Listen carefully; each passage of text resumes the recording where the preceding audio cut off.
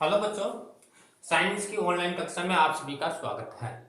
पिछले वीडियो में अपना लेसन चल रहा है लाइट मन प्रकाश वाला जो लेसन चल रहा है चैप्टर नंबर 9, उसमें अपने जो प्रतिबिंब बनते हैं अवतल दर्पण मन सबसे पहले अपने गोलीय दर्पण पढ़ रहे थे और गोलीय दर्पण के पश्चात अपने पढ़ रहे थे दो प्रकार के अवतल और उत्तल दर्पण। और उसमें जो अवतल दर्पण है, अवतल दर्पण के द्वारा जो प्रतिबिंब बनते हैं उन प्रतिबिंबों के बारे में अध्ययन किया था। उसके पश्चात एक अपना था उत्तल दर्पण, और उत्तल दर्पण से जो प्रतिबिंब का निर्माण होता है वो अपना अभी बाकी है, तो उसके बारे में सबसे पहले देखते हैं और उसके पश्चात अपन देखेंगे दर्पण सूत्र। तो पहले अपन देखते हैं उत्तल दर्पण से प्रतिबिंब का निर्माण। प्रतिबिंब का निर्माण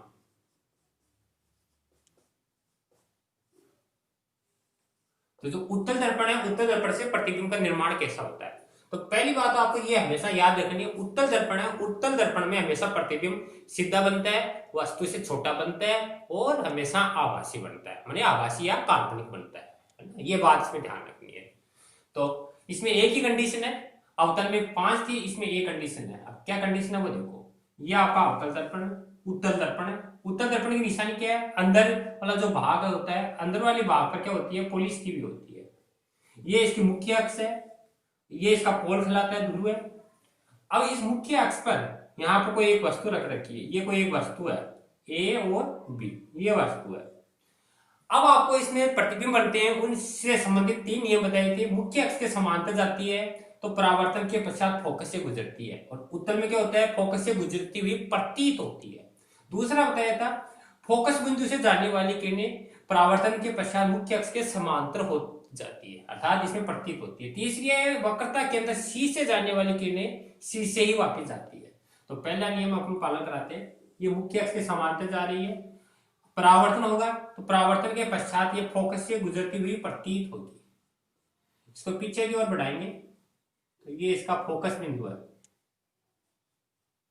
तो जैसे ये आपका मुख्य अक्ष से समांतर जा रही थी तो परावर्तन के पश्चात फोकस से गुजरती हुई प्रतीत होगी, पहला नियम। दूसरा नियम है, वक्रता केंद्र से गुजरने वाली किरण, ये वक्रता केंद्र है, अब इसको आगे की ओर बढ़ाएंगे, ये इसका वक्रता केंद्र हो गया। वक्रता केंद्र से जाने वाली किरणें परावर्तन के पश्चात वक्रता केंद्र से ही गुजरती है। तो दोनों नियमों का पालन हो रहा है। अब जहां पर ये दोनों रेखाएं आपस में काटेंगे वहीं इसका प्रतिबिंब बनेगा। ये यहां पर काट रही है, इसका प्रतिबिंब बनेगा ए डैश बी डैश, ये इसका प्रतिबिंब। तो इसको बोलते हैं उत्तल दर्पण का किरण आरेख। किरण आरेख, आरेख। तो आगे हो गया समझ में, मुख्य अक्ष के समांतर जा रही है, परावर्तन के पश्चात फोकस से गुजरना है या गुजरती हुई प्रतीत होती है। दूसरा है, वक्रता केंद्र से जा रही है तो वक्रता केंद्र से ही वापस जाएगी, और जहां पर ये दोनों रेखाएं काटेंगे वहीं इसका प्रतिबिंब बनेगा। अब देखो ये वस्तु थी, ये इसका प्रतिबिंब बन रहा है। तो प्रतिबिंब कैसा बन रहा है, छोटा बन रहा है वस्तु से, और अगर दर्पण के अंदर बन रहा है तो इसको अपन बोलते हैं आभासी या काल्पनिक और सीधा। तो ये इसमें पूछा जाता है मैंने प्रतिबिंब कैसा बनता है। प्रतिबिंब प्रतिबिंब प्रतिबिंब होगा आभासी, आभासी को अपन काल्पनिक बोलते हैं, सीधा आभासी सीधा, और वस्तु है, वस्तु से क्या बनेगा, छोटा, वस्तु या बिंब, वस्तु से छोटा। ये आपको 3 चीजें याद रखनी है हमेशा। अवतल दर्पण है, मैं काफी बार एग्जाम में पूछा जाता है, अवतल दर्पण है, इसे प्रतिबिंब बनने के निर्माण में किरण आरेख बनाते हुए प्रतिबिंब की स्थिति लिखो। तो हमेशा आभासी बनता है, सीधा बनता है, और वस्तु से हमेशा कैसा बनता है, छोटा बनता है। तो इसी का यूज अपन जो मोटर गाड़ी होती है, मोटर गाड़ी में जो ड्राइवर होता है, अब तो पश्चिम दर से पीछे की जो साइड देखता है, साइड देखने के लिए अब उत्तल दर्पण यूज करता है। उसमें हमेशा प्रतिबिंब आभासी बनता है, दर्पण के अंदर बनता है, सीधा बनता है, और वस्तु से हमेशा छोटा बनता है। तो ये अपना था एक लास्ट पॉइंट था। अब इसके पश्चात आएगा दर्पण सूत्र, तो इसका आप स्क्रीनशॉट ले लेना। इसके पश्चात अपना नेक्स्ट टॉपिक स्टार्ट करते हैं। सेकंड पॉइंट है अपना दर्पण सूत्र। दर्पण सूत्र ये भी काफी मोस्ट है। दर्पण सूत्र क्या है, जैसे उत्तल और अवतल 2 दर्पण थे, उन दोनों दर्पणों के लिए सेम है, ये 1/f बराबर 1/v प्लस 1/u। ये आपका क्या कहलाता है, दर्पण सूत्र। जिसमें एफ क्या है, एफ यहां पर है ध्रुव से फोकस बिंदु के बीच की दूरी, बिंदु के बीच की दूरी, मतलब जिसको अपन फोकस दूरी बोलते हैं। v यहां पर है ध्रुव से प्रतिबिंब के बीच की दूरी, प्रतिबिंब के बीच की दूरी, और u यहां पर है ध्रुव से बिंब के बीच की दूरी, बिंब के बीच की दूरी। तो ये आपको तीन चीजें याद रखनी है। इसी को चाहे उत्तल हो चाहे अवतल हो, दोनों के लिए ये दर्पण सूत्र आता है, ए गुटा ए बराबर ए गुटा वी प्लस ए गुटा यू। एफ यहाँ पर ध्रुव से लेकर फोकस के बीच की दूरी, जो फोकस दूरी बोलते हैं, वी ध्रुव से प्रतिबिंब के बीच की दूरी, और यू होती है ध्रुव से बिंब के बीच की दूरी। तो यह आपको काफी याद रखना है। अब इसके पश्चात इसका प्रूफ करते हैं। जैसे काफी बार एग्जाम में बोले थे, कई बार आ जाता है, दर्पण सूत्र को प्रूफ करो, सत्यापित करो। तो अपन इसमें लेते हैं अवतल दर्पण से, अवतल दर्पण सूत्र। तो जो अवतल दर्पण होता है, अवतल दर्पण के लिए इसको अपन प्रूफ करके दिखाते हैं। इसमें एक चिन्ह परिपाटी है, वो भी याद रखनी है आपको, वो क्या अभी बताएंगे आपको। तो अवतल दर्पण के लिए अपन ये फॉर्मूला प्रूफ करते हैं। तो अवतल दर्पण देखो,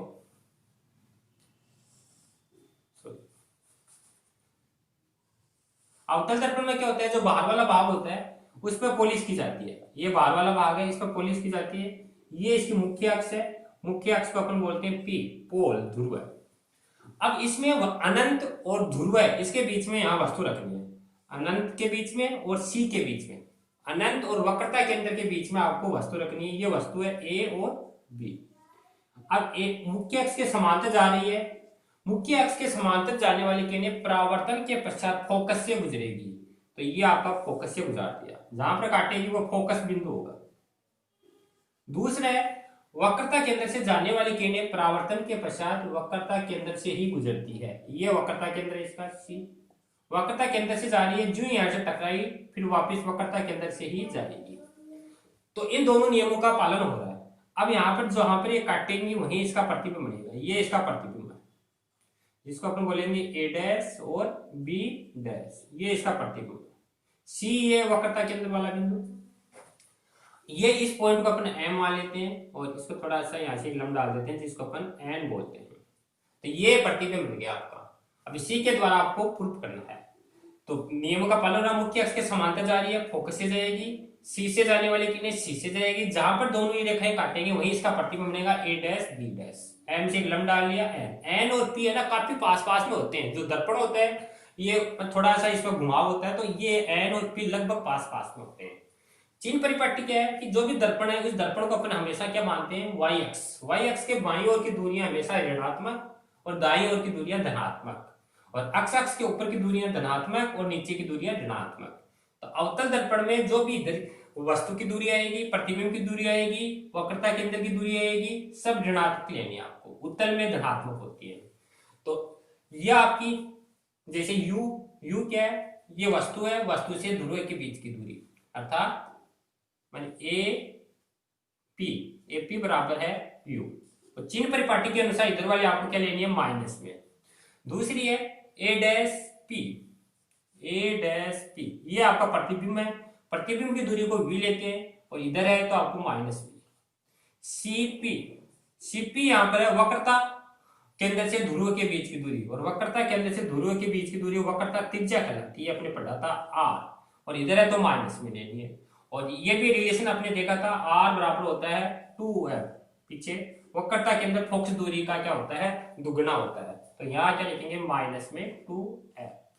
तीसरा है एफ और पी, एफ पी क्या होती है, फोकस दूरी, तो इसको लिखेंगे माइनस में एफ। तो ये अपने सारी चीजें लिखी है। अब इसका सॉल्यूशन करेंगे।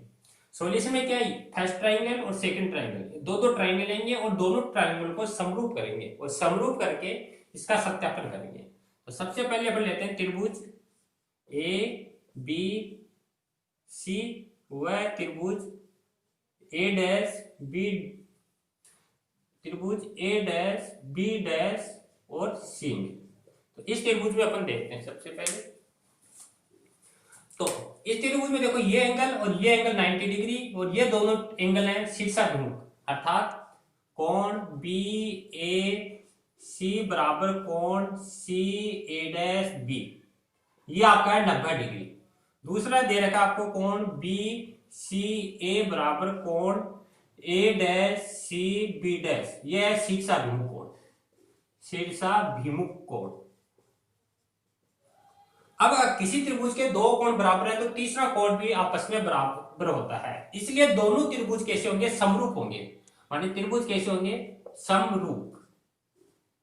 समरूप का मतलब होता है जैसे ये अपना है एक फिंगर है दूसरा फिंगर, माने इसको पूरा पूरा ढक लेगा, इस तरह का समरूप, माने सेम ऐसा का ऐसा, तो इसको अपना समरूप बोलते हैं। तो अब समरूप होंगे तो ये भुजा कोण में ये और ये भुजा कोण में ये, अर्थात ए बी अपोन में ए डैश बी डैश बराबर ए सी अपोन में ए डैश सी, ये है। अब ए सी है, ए सी की वैल्यू निकालनी है, ए सी है इसका कोई मान नहीं है अपने पास। ए सी को अपन कैसे लिख सकते हैं, ए पी माइनस में सी पी, मतलब इस पूरी भुजा में इतनी भुजा लेस करते हैं तो क्या आएगा ए सी। तो ए सी को अपन लिखेंगे ए पी माइनस में सी पी अपॉन ए डैश सी, ए डैश और सी ये है। तो ए डैश सी को अपन लिख सकते हैं सी पी माइनस में A dash P, C P minus में ए डैश पी। अब इनकी वैल्यू रखेंगे तो एपी है, एपी की वैल्यू अपने पास है माइनस यू लगा दिया, माइनस सीपी है, सीपी की वैल्यू अपने पास माइनस में 2f, तो माइनस 2f लगा दिया अपॉन सीपी है, सीपी के माइनस 2f, तो माइनस 2f लगा दिया, माइनस ए डैश पी, ए डैश पी की है माइनस पी, अब माइनस यू और ये minus minus plus 2f upon minus 2f और माइनस माइनस प्लस v, और यह है अपना ए बी अपॉन में A dash B dash, equation number first. तो ये अपने इन दो ट्राइंगलों से निकाला। सेम ये का ये काम इस ट्राइंगल और इस ट्राइंगल को लेके करेंगे। तो देखते हैं आगे, थोड़ा इसका स्क्रीनशॉट ले लेना, इसके पश्चात अपन आगे देखते हैं।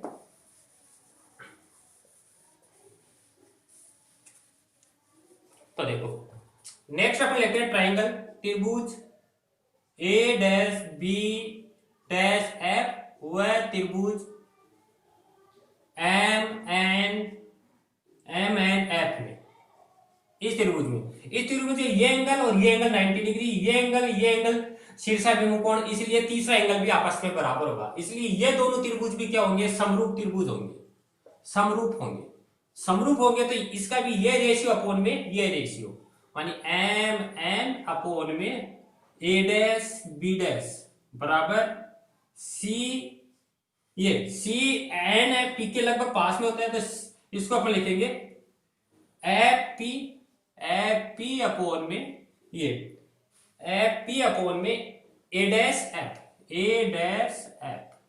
अब जो एम एन है लगभग बराबर किसके, ए बी के, लगभग क्या पूरा ही राइट है, यानी एम एन ये बराबर है ए बी के, तो is equal to A B upon में ए डैश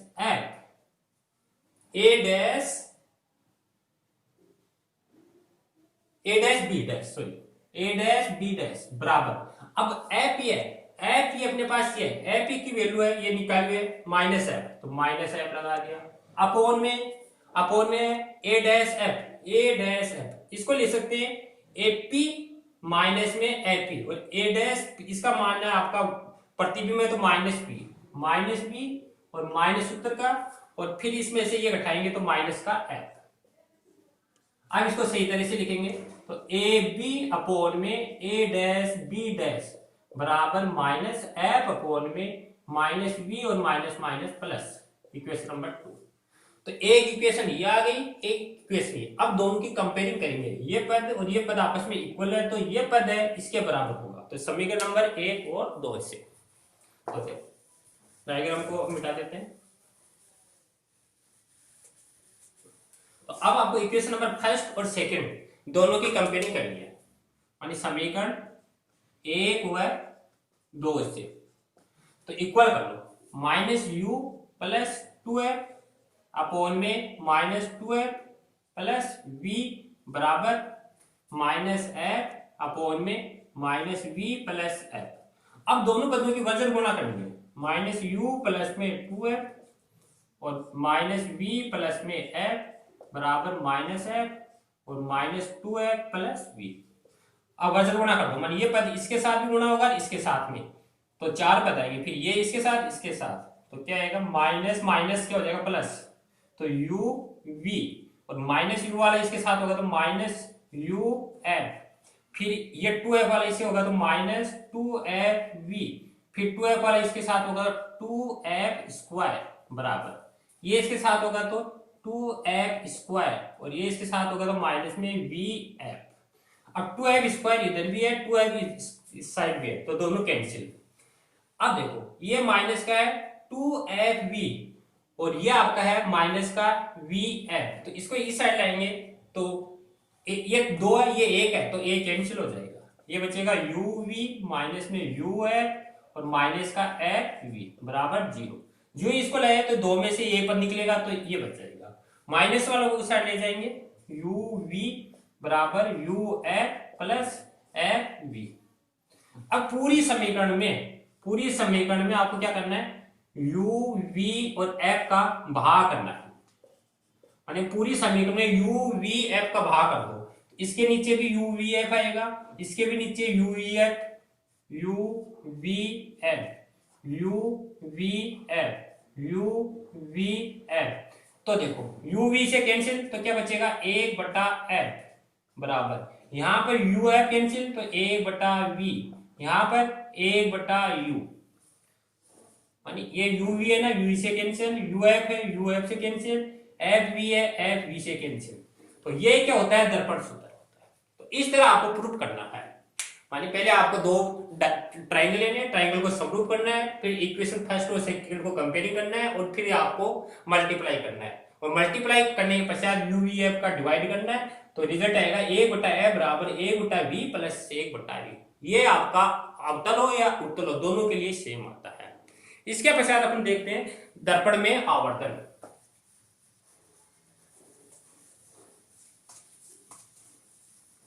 दर्पण में आवर्तन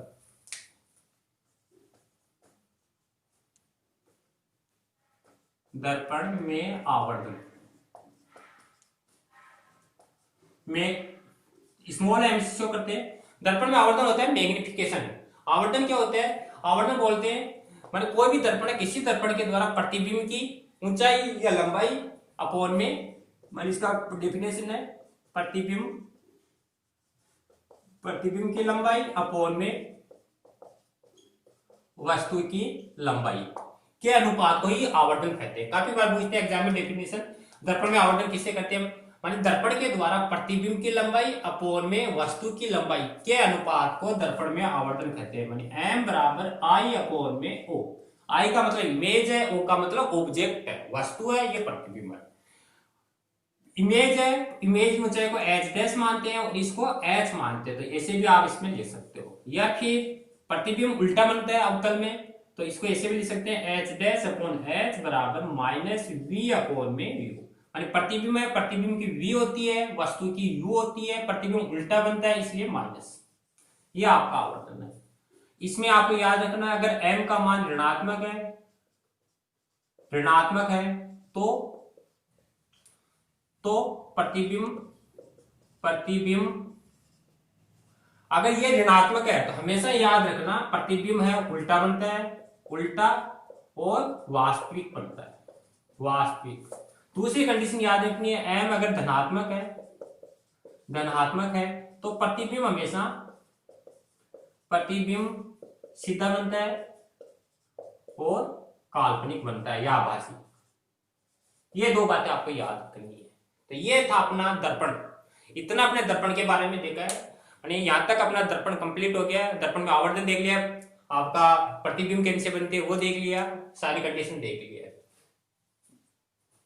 तो इतना आपको तैयार करना है। फिर इसके पश्चात अपने आएंगे इससे संबंधित क्वेश्चन आएंगे, तो वो अपने नेक्स्ट वीडियो में अपन देखेंगे। थैंक यू बच्चों।